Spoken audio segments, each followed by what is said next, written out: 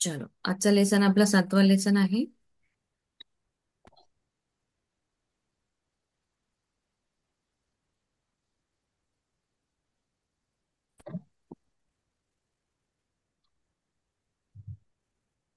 अस्मिता ma'am. खूपच छान झाले म्हणजे. हा.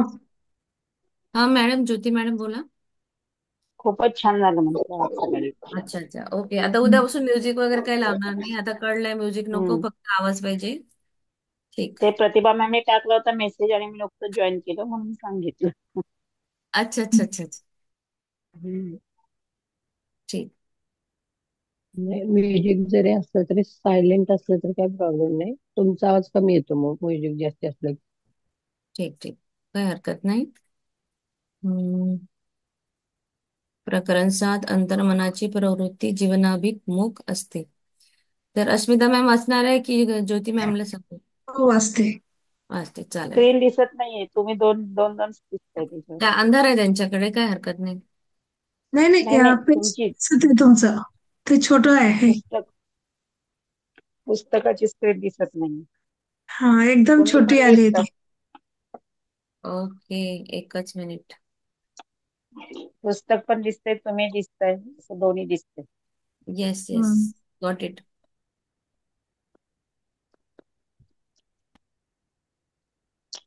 ये ना, काल मी जरा वेगळं सेटिंग शिकल्यामुळं मला.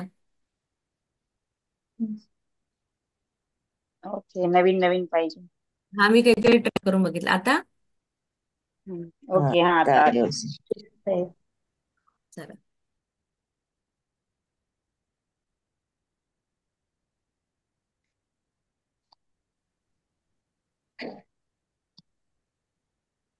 सो का.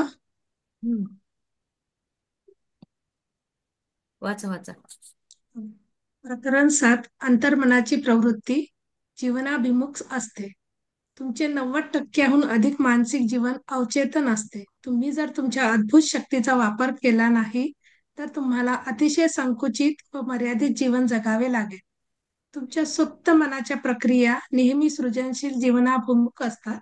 तुमचे अंतर्मन हे तुमच्या शरीराचा निर्माता आहे आणि तेच त्याची सर्व महत्वाची कार्य करते.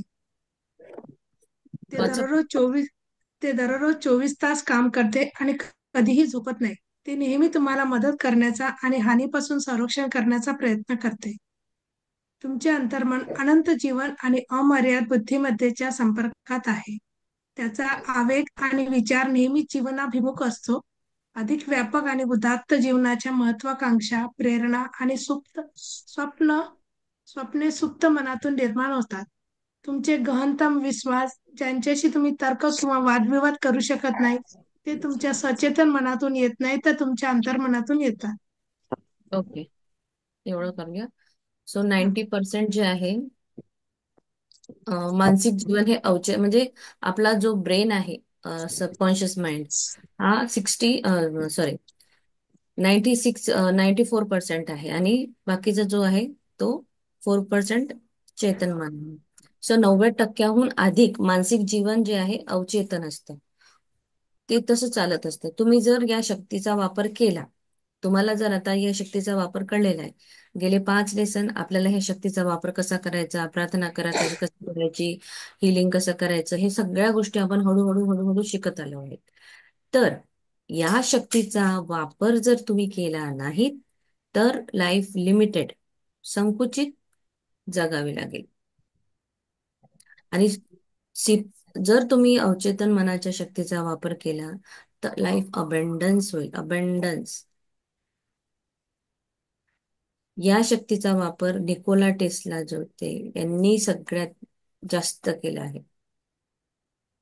ते नेहमी त्यांच्या डोक्यामध्ये जे विचार आहे ते पूर्ण विचार 3D मध्ये बघून वगैरे सगळ्या त्या गोष्टी त्यांच्या आयुष्यामध्ये तशा तशा घडत होत्या.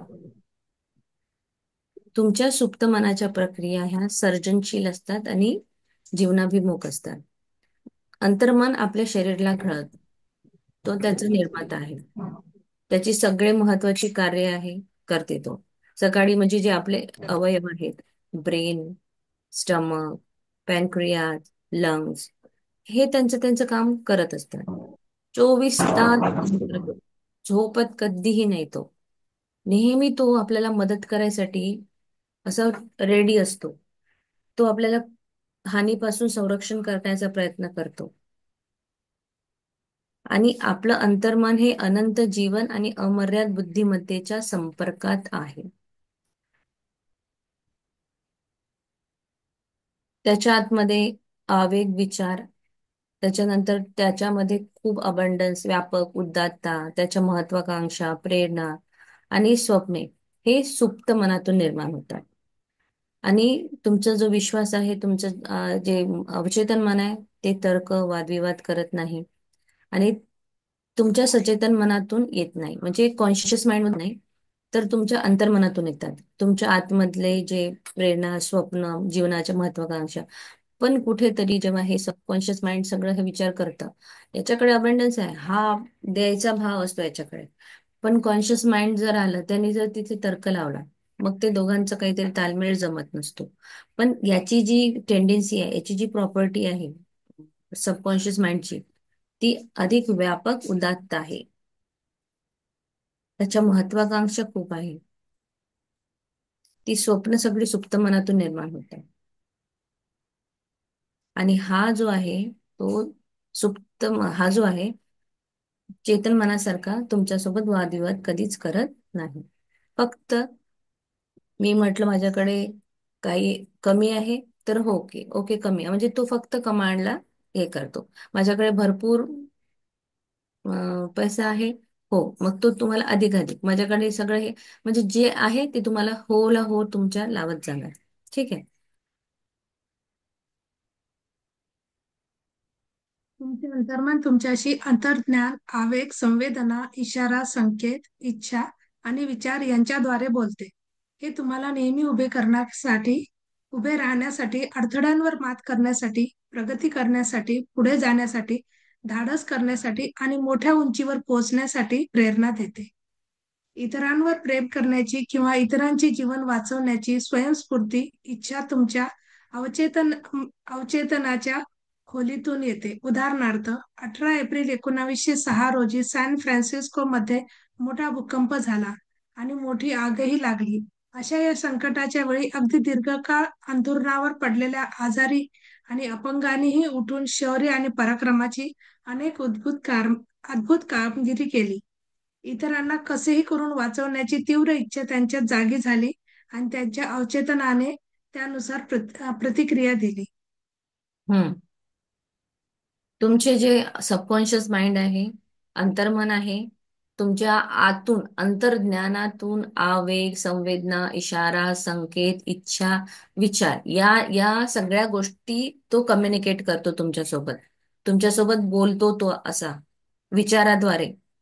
नेहमी तो तुम्हाला उभं राहण्यासाठी, तुमच्या समोर जर चॅलेंज असेल, तुम्ही नेहमी पुढे प्रगती करावं, पुढे जावं, तुमच्यामध्ये धाडस यावा, असं तुम्हाला नेहमी तो प्रेरणा देत असतो. आणि इतरांवर प्रेम करण्याची किंवा इतरांना जीवन वाचवण्याची स्वयंस्फूर्ती इच्छा सुद्धा तो त्याच्यातूनच देतो. एक स्टोरी आहे, ही ट्रू स्टोरी आहे. कुठली युरोपची आहे, एली मेली नावाच्या काय दोन सिस्टर आहेत. तर ही स्टोरी मी एका पॉडकास्टमध्ये राम वर्मा सरांनी सांगितलेली आहे. तर त्या दोघी ज्या मुली होत्या, त्या त्यांच्या वडिलांसोबत शेतात काम करत होत्या. तर सडनली काय झालं की तो जो ट्रॅक्टर होता, तो त्या मुलींच्या वडिलांच्या अंगावर पडला.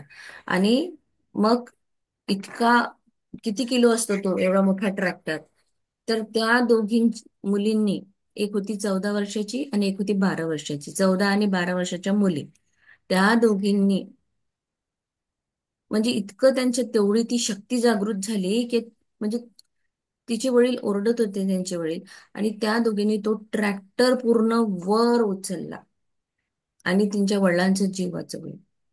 इतकं ट्रमेंडस पॉवर यामध्ये आहे. त्यावेळेस त्यांनी विचार नाही केला, त्यांच्या कॉन्शियस माइंडने तिथे पॉपअप नाही झाला तो, अरे ट्रॅक्टर इतका मोठा आहे, कसा तुम्ही उचलू शकाल, काय विचार करता, असं कधी होईल का, असं काहीच नाही. त्यावेळेस त्यांच्या अवचेतन मनाने एकच सांगितलं, करा प्रयत्न. आणि त्या शक्तीने तो ट्रॅक्टर उचलला. तर ही आहे अवचेतन मनाची शक्ती तुमच्या. 18 एप्रिलला जेव्हा 1906 मध्ये सॅन फ्रान्सिस्कोमध्ये भूकंप आला आणि आग लागली, त्यावेळेस सुद्धा जे लोक अपंग होते त्यांनी खूप मोठी अशी कामगिरी केली लोकांचा जीव वाचवण्यामध्ये. तेव्हा त्यांच्या अवचेतन मनानेच त्यांना ही प्रक्रिया दिली होती. महान कलाकार, संगीतकार. महान कलाकार, संगीतकार, कवी, वक्ते आणि लेखक त्यांच्या अंतर्मनाच्या शक्तीशी एकरूप होतात आणि प्रेरणा घेतात. रॉबर्ट लुई स्टीव्हन्सन झोपेच्या आधी त्यांच्या सुप्त मनावर झोपेच्या वेळी त्याच्यासाठी कथा शोधण्याची कामगिरी सोपवत असे. जेव्हा जेव्हा त्याला पैशाची गरज भासायची तेव्हा तेव्हा तो त्याच्या सुप्त मनाला एक चांगली विकली जाणारी कादंबरी सुचविण्यास सांगत असे. स्टीव्हन्सनने सांगितले की त्यांच्या अंतर्मनाची बुद्धिमत्ता त्याला मालिकेसारखी लहान लहान अंशाच्या स्वरूपात कथा सुचवते. यातून हे दिसून येते की तुमचे अंतर्मन तुमच्यावर कितीतरी महान आणि शहाणपणाच्या गोष्टी अभिव्यक्त करत असते, ज्याची तुमच्या सचेतन मनाला जाणीवही नसते. येस, म्हणजे आपल्या कॉन्शियस माइंडला हे जाणीवही नाहीये. त्याला तुम्ही जर विचारलं रात्री झोपेच्या आधी, तुम्ही श्वास घ्या, मन शांत करा आणि त्याच्याशी संवाद साधा, त्याला विचारा, तो तुम्हाला आन्सर करेल. तसे सेम रॉबर्ट लुई स्टीव्हन्सन जे होते ते त्यांच्या सुप्त मनासोबत खूप छान काम करायचे. झोपेच्या वेळी ते त्याला सांगायचे, कथा शोधायची. जेव्हा त्यांना पैशाची गरज भासायची तेव्हा म्हणजे भासायची, तेव्हा ते सुप्त मनाला एक चांगली विकली जाणारी कादंबरी सुचवण्यास सांगत असे. अशा प्रकारे ते त्यांच्या सुप्त मनासोबत खेळ खेळायचे. आपणही तसंच करायचं आहे. आपणही आपल्या सुप्त मनासोबत खेळ खेळायचा आहे. त्याला विचारायचं आहे, मी काय करू, माझं स्वप्न जे आहे ते मला पूर्ण करायचं आहे, मला मार्ग सुचव. छोट्या छोट्या गोष्टीपासून सुरुवात करा. स्टीव्हन्सनने त्याची अंतर्मनाची बुद्धिमत्ता एक सिरियल कसं असतं ना, मालिका, त्याप्रमाणे ते छोट्या छोट्या अंशामध्ये ते कथा सुचवत होते. म्हणजे स्टोरी आता ही आहे, मग याच्या पुढे मग स्टोरीत काय होईल, काय येणार आहे, हे सगळं त्यांना दिसून येत होतं. तुमचं अंतर्मन अतिशय महान आहे. ते शहाणपणाच्या गोष्टी अभिव्यक्त करत असतं, फक्त त्याची तुम्हाला जाणीव नाहीये. काय सचेतन मनाला तुमची जाणीव नसते.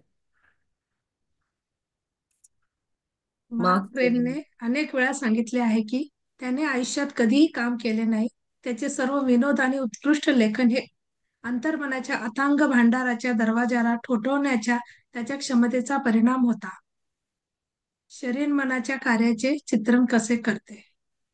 हा, पहिले एवढा छोटा सांगते, मग हा हा, पूर्ण हा, पॅरेग्राफ वाचेल. आणि हा खालचा खूप महत्वाचा आहे की कसं ते हा. काम करतात. सो मार्क टेनन जे होते त्यांनी त्यांच्या आयुष्यामध्ये काम कधी केले नाही. त्यांचे जे काही आहे ते अंतर्मनासोबतच ते विचार करून ते सुचवायचे आणि हे बोलायचे. सगळे विनोद, उत्कृष्ट लेखन, ज्या काही त्यांच्या कादंबऱ्या, जे काही बुक्स होते त्यांची, ते सगळं त्यांच्या अंतर्मनाचं अथांग भांडार होतं. त्यांची जी क्षमता होती, त्यांची जी पोटेन्शियल होतं, हे सगळं त्यांच्या अंतर्मनाचा अथांग असा भांडार होता, जो तो दरवाढात ठोठवायचा. आणि त्यांच्या आयुष्यामध्ये जी काही प्रगती होती ती फक्त आणि फक्त त्या अंतर्मनाच्या अथांग भांडाराचा पूर्ण काही परिणाम होता. जे काही होते ते सगळं त्यांच्या अंतर्मनाने त्यांना दिलेलं होतं, त्यांनी त्याला सुचवलेलं होतं. त्याला अंतर्मनाला कुठेही क्षणामध्ये, कुठेही पूर्ण दुनिया, ब्रह्मांड, विश्व, जिथे जाऊन तिथे तो फिरून सगळं काम करून येतो. फक्त तुम्हाला त्याला सांगायचं आहे. तो शोधेल तुम्हाला काय योग्य आहे आणि तो तुम्हाला आणून देईल, तुमच्या समोर तुम्हाला देईल तो.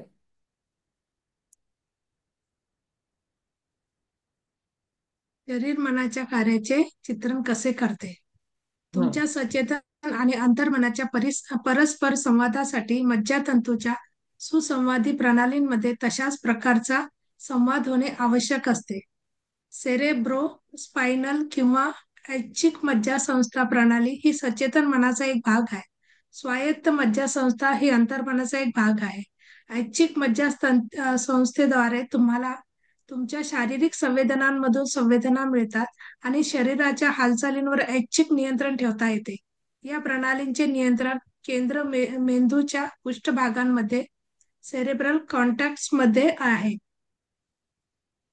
स्वायत्त मज्जासंस्थेला अनैच्छिक मज्जासंस्था असेही म्हणतात. तिच्या कार्याची केंद्रे मेंदूच्या इतर भागांमध्ये आहे, ज्यात लहान मेंदू, सेरेब्रम, मेरुदंड, ब्रेन स्टेम आणि अमिगडाला यांचा समावेश आहे. या अवयवांचा शरीराच्या महत्वाच्या प्रणालींशी संबंध असतो आणि सचेतन जागरूकतेच्या अनुपस्थितीतही ते त्यांच्या महत्वपूर्ण कार्यामध्ये मदत करतात.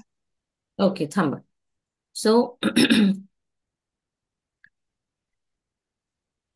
सचेतन आणि अंतर्मनाच्या दोघांमध्ये परस्पर संवादासाठी मज्जातंतूच्या सुसंवाद प्रणाली असतात. ओके, कारण चेतन आणि अवचेतन याच्यामध्ये सुसंवाद झाला पाहिजे.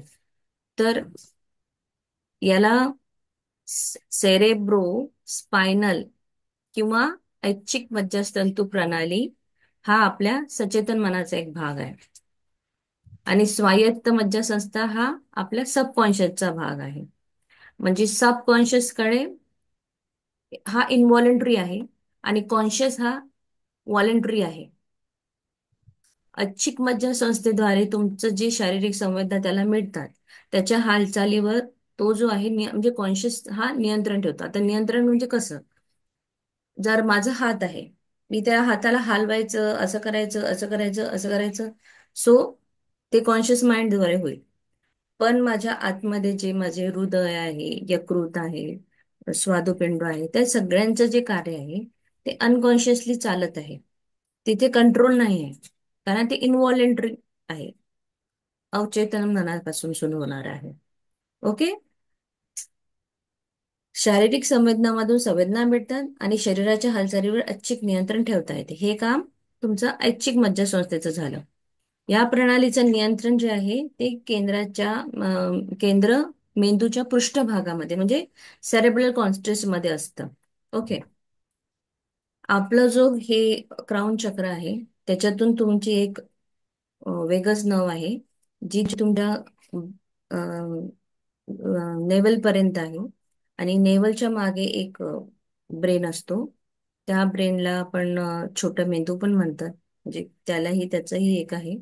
तिथून सगळीकडे तुमचं हे पोहोचत जातं. म्हणजे त्या दोघांमध्ये ते संवाद होणं खूप आवश्यक आहे. तिथे असतो तुमचा सबकॉन्शियस माइंडचा जो ब्रेन आहे तो असला आणि तुमचं ते वेगच नाव म्हणजे तुमच्या शरीरापासून जी चक्र जी येतात तुमच्या मेंदूपासून ते तुमच्या नेव्हल पर्यंतची, ती पूर्ण ऍक्टिव्हेट केव्हा होतील? जेव्हा तुमचं सबकॉन्शियस आणि कॉन्शियस माइंड मध्ये मिलाप राहील. जिथे कुठे तुमचं हे नाही, कॉन्शियस माइंड तिथे तुम्हाला हे करणार नाही, म्हणजे तुम्हाला तर्कवितर्क देणार नाही. सो स्वायत्त मज्जासंस्थेला अनैच्छिक मज्जासंस्था असंही म्हणतात, म्हणजेच इनव्हॉलेंटरी. आणि तिच्या कार्याचं केंद्र मेंदूच्या इतर भागामध्ये आहे. जसं लहान मेंदू आहे, सेलिब्रम आहे, मेरुदंड म्हणजे ब्रेन स्टीम, अग्निमंडला म्हणजे एमकॉर्डिला याचा समावेश असतो. आणि ह्या अवयवाचा शरीराच्या महत्वाच्या प्रणालीशी पण संबंध असतो. आणि सचेतन जागरूकतेच्या अनुपस्थितही ते त्याच्या महत्वपूर्ण कार्यामध्ये मदत करतात. म्हणजे सचेतनाचं कार्य ते आहे, पण जी जे अवचेतन मन आहे ह्या सगळ्या प्रणालीला तो अनुपस्थित असूनही कार्य करत असतो. आपली जी मणिपूर चक्र आहे ते नेवलच्या मागे आहे आणि त्याला सोलर पॅकलिक्स असे पण म्हणतात. बरोबर आहे. आपली जी बॉडी ऑर्गन्स आहे ते सगळे जे काम करतात ते तुमच्या सचेतन मनाद्वारे, अवचेतन मनाद्वारे पूर्ण जे मी आता सांगितलं, जे आतमध्ये आहे जे, आणि बाकीचे जे आहे ते कंट्रोलवाले ते तुमच्या कॉन्शियस माइंडच्या तिथे असतात. सगळी जी इन्फॉर्मेशन आहे पॉझिटिव्ह निगेटिव्ह जन्मांतराची, ती तुमच्या नेवलच्या मागे जो तुमचा सेकंड ब्रेन आहे ना तिथे असते स्टोअर केलेली. त्याला गट ब्रेन पण असं म्हणतात, गट ब्रेन ऍक्सिस. आणि आपल्या नेवलला पॅरासिम्पॅथेटिक आणि सिम्पॅथेटिक नर्व्स पण मिळतात. त्या दोघी मिळून पण त्यांच्या ते कार्य करत असतात. श्वास घेताना जेव्हा आपण नेवलच्या जवळ जेव्हा पुढे मागे करतो, तेव्हा आपली ही जी वेगस नर्व आहे, जी सगळ्यात मोठी नर्व आहे आपल्या शरीरातली, ती ऍक्टिव्हेट होते, ती क्रियाशील होते, तुमचे चक्र जागृत होतात. त्याप्रमाणे तुमचं मन शांत, तुमच्या सगळ्या गोष्टी करण्याची तुमची जी ताकद आहे ती वाढली जाते. जेव्हा ती वेगस नर्व ऍक्टिव्ह होते, म्हणजे आपण जेव्हा 3दा श्वास घेतो, श्वास घेतल्यावर काय होतं? आपलं मन शांत होतं, आपलं कॉन्शियस माइंड सबकॉन्शियस माइंड जागृत होतं. तिथे मग आपली मॅनिफेस्टेशन पॉवर चांगली वाढते. तुम्ही शांत होता. म्हणून आपण सकाळी म्हणतो ना की श्वास घ्या, नेवल तुमच्या समोर आले पाहिजे, बेंबी समोर येऊन ती तुमचे 3 श्वास झाले पाहिजे. याच्यासाठी वेगस नर्व ऍक्टिव्ह झाली पाहिजे. ती वेगस नर्व ऍक्टिव्ह झाली की मग हे सगळे आपली छान कार्य करायला लागतील. तर याचा खूप महत्वाचा असा एक पॉइंट आहे याच्यामध्ये. ओके. तुम्ही दिवसातून 2-3दा जरी हे केलं तरी खूप छान होईल. तुमचे चक्र ऍक्टिव्हेट होतात. चक्र ऍक्टिव्हेट झाले की पुढची कामं ही अतिशय सहज सोपी होतात. अजून पुढे मी सांगते, पुढचे 2 पॅरेग्राफ वाचा. चला. मॅम परत हे एकदा रिपीट करा ना थोडं. हम्म. आपलं जे हे आहे ना, आपला क्राऊन चक्र आहे की नाही, क्राऊन चक्रामधून एक नर्व्स निघाली आहे. त्याला म्हणतात, जसं मी काल पिक्चर पाठवला, हा. क्राऊन चक्रामधून एक खाली नर्व निघाली आहे. हं. आज एखादा सायन्स उघडून पण बघा, म्हणजे कुठे कुठे असते वेगस नाव. ती वेगस नाव आहे, ती सगळ्यात मोठी नाव आहे. तर ती नेवलच्या तिथपर्यंत जोडलेली आहे. तिथून मग ते पूर्ण असे वायरिंग फायरिंग होत राहतं तुमच्या नर्व्स मध्ये. बरोबर आहे. जेव्हा तुम्ही तुम्ही श्वास घ्याल, श्वास घेतल्यावर तुमचं पोट पुढे गेलं, मग ती ऍक्टिव्हेट होते, फायरिंग होते इथे. ऍक्टिव्हेट होऊन वरती कनेक्शन जातं. मग तुमचे जे चक्र आहे ते ऍक्टिव्हेट व्हायला सुरुवात होतात. आपण श्वास घेतो, सोडतो, घेतो, सोडतो. तर ती नव ऍक्टिव्हेट होते आणि ती नव ऍक्टिव्हेट झाले की तुमचं चक्र ऍक्टिव्हेट होतात. आपलं मन शांत होतं तिथे. मन शांत झालं की मग कोण जागा होतं? आपला सबकॉन्शियस माइंड जागा होतो. सबकॉन्शियस माइंड जागा झाला की मग आपण शांत. कारण सबकॉन्शियस माइंडची प्रॉपर्टीज ही आहे की तो शांत आहे, तिथे आनंद आहे, तिथे उत्साह आहे, तिथे हॅपीनेस आहे, तिथे चिंता नाही, तिथे भय नाही, तिथे काहीच नाही, तिथे फक्त छान छान गोष्टी आहे. मग आपण जेव्हा ह्या गोष्टी ऍक्टिव्हेट करू, म्हणजे आपलं अवचेतन मन जे आहे ते जितकं जास्त ऍक्टिव्हेट होईल तितकं आपण शांत राहू. राग येणार नाही, चिडचिड होणार नाही, द्वेष येणार नाही. आणि आपण जेव्हा हे मेडिटेशन मध्ये करतो तेव्हा आपलं अवचेतन मन जागा झालं की आपली मॅनिफेस्टेशन पॉवर वाढते. आपण जेव्हा कुठल्या गोष्टीला येस, आता माझ्याकडे खूप छान वातावरण आहे, माझ्याकडे हळूहळू माझ्या प्रत्येक कामामध्ये मला यश मिळत आहे, मग हे सगळ्या गोष्टी ऍक्सेप्टन्स वाढतो. तिथे कॉन्शियस माइंडचं काही रोल येत नाही. तुमचं ते जे क्रिया आहे ती अगदी सरळ सुरळीत चालते. आणि त्या अवचेतन आणि दोघांमध्ये पण हे असलं पाहिजे, एक हार्मनी, एक कोऑर्डिनेशन असलं पाहिजे, तेव्हा ते चांगले काम करतात. तर हे कोऑर्डिनेशन वाढवलं पाहिजे आपलं. तर त्याच्यासाठी हे चालतं. पुढे सांगते अजून, नसेल संबंध तर. या यंत्रणा स्वतंत्रपणे किंवा एकत्र काम करू शकतात. उदाहरणार्थ, जेव्हा धोक्याची संवेदना लहान मेंदूच्या संवेदन केंद्रामध्ये पोहोचते, तेव्हा सचेतन मनाच्या मेंदूच्या पृष्ठभागाला आणि अंतर्मनाच्या अमिग्डा अमिग्डाला या दोघांना संदेश पाठवले जातात. जागृत मनानं धोक्याची जाणीवपूर्वक ओळख करून त्यांचे मूल्यांकन करण्यापूर्वीच व्यक्तीची संरक्षणात्मक यंत्रणा धोक्यांवर प्रतिक्रिया देऊ लागतात. मानसिक आणि शारीरिक आंतर संबंध पाहण्याचा एक सोपा मार्ग म्हणजे, तुमच्या सचेतन मनाने एखादी कल्पना ग्रहण केली आहे जी तुमच्या ऐच्छिक मज्जासंस्थेतील आवेगांशी समांतर आहे. तुमच्या अनैच्छिक मज्जासंस्थेमध्ये असाच प्रवाह निर्माण होतो, ज्यामुळे विचार तुमच्या अंतर्मनापर्यंत पोहोचू शकतात, जे तुमचे सृजनशील साधन आहे. अशा प्रकारे तुमचे विचार वस्तूंमध्ये बदलतात. तुमच्या जागरूक मनाने स्वीकारलेला प्रत्येक विचार किंवा कल्पना तुमच्या मोठ्या मेंदूद्वारे त्याच्या इतर भागांमध्ये पाठवले जातात. हे अवयव तुमच्या अंतर्मनाला तो विचार किंवा कल्पना तुमच्या शरीरात अभिव्यक्त होण्यासाठी आणि बाह्य जगात वास्तवाच्या रूपात आणण्यासाठी सहाय्य करतात. येस. ही जी यंत्रणा आहे ही स्वतंत्रपणे एक किंवा एकत्र काम करू शकतात. उदाहरणार्थ, जेव्हा धोक्याची संवेदना म्हणजे मल्टी सेल्युलर सेल आणि सिंगल सेल्युलर सेल असतात आपल्या बॉडीमध्ये, माहित आहे हे? अमिबा, पॅराशियम, है ना. तर सिंगल सेल्युलर जे आहे त्यांच्यामध्ये ब्रेन असतो, न्यूक्लियस. जे आपल्यामध्ये आहे ते सगळं त्यांच्यामध्ये असतं. बरोबर आहे. ते जसे काम करतात तसंच मल्टी सेल्युलर म्हणजे आपलेही सेल काम करते. म्हणजे आपल्या शरीरामध्ये कितीतरी सेल आहेत जे जिवंत आहेत. बरोबर आहे. ते काम करतात. आणि सपोज आता अं, तुमच्या बॉडीमध्ये एखादं इन्फेक्शन झालं तर आपल्याला कळतं. कसं कळतं आपल्याला ते? जेव्हा ताप येतो, बॉडीचं टेम्परेचर वाढतं. बरोबर आहे. म्हणजे काहीतरी तुमच्या बॉडीमध्ये इन्फेक्शन झालं आहे हे सांगितलं जातं की समथिंग इज रॉंग. तुम्हाला टेम्परेचर आलं. मग डॉक्टर औषध वगैरे देतात, अँटीबायोटिक देऊन, किंवा तुम्हाला सांगतात की बघा 2-3 दिवस जाईल, मग त्याच्यानंतर आपोआप ठीक होऊन जाईल. कारण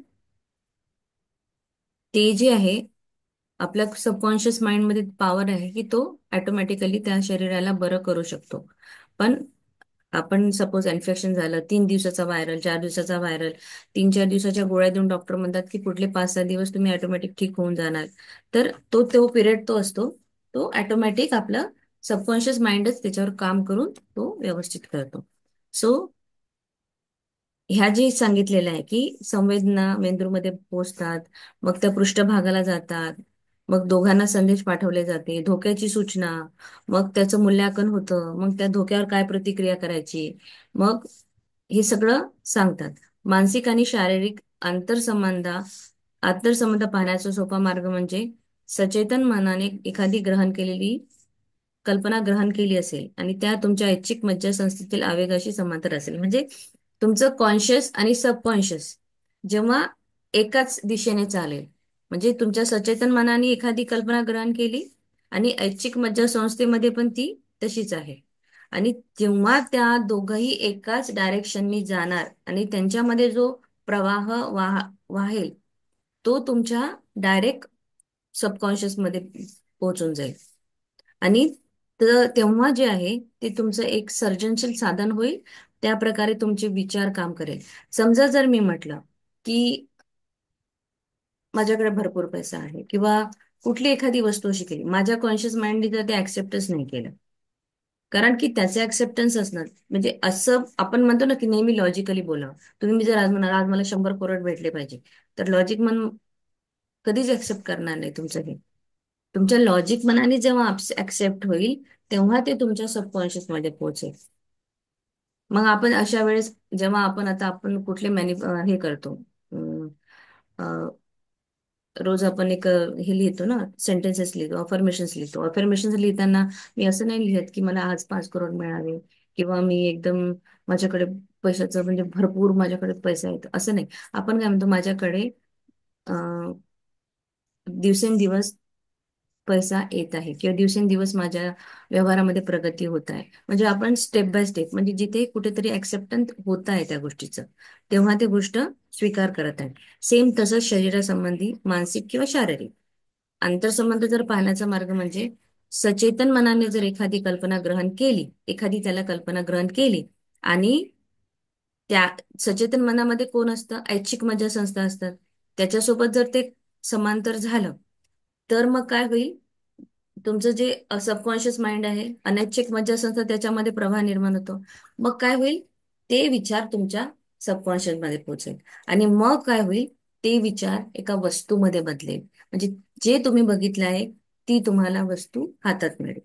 जे तुम्ही स्वप्न बघितलंय ते तुमचं साकार होईल. इतकं समजलं का? मॅम मी समज. सांगू. हा. सिंपल उदाहरण असतं. हम्म. पहिल्यांदा बाळाला जर भाजलं हम्म.